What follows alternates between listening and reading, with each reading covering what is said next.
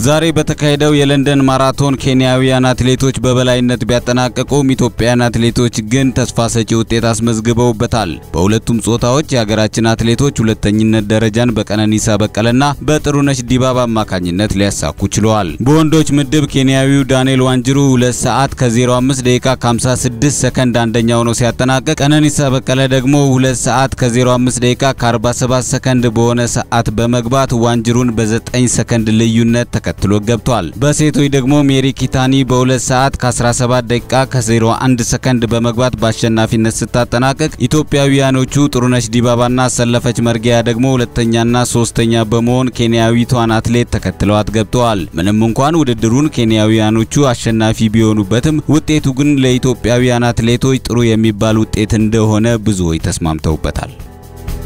አዳዲስ ወቅታዊና ጠቃሚ መረጃዎች በየጊዜው እንዲደርሱ ቻናላችንን ሰብስክራይብ ማድረግዎን እንዳይዘነጉ።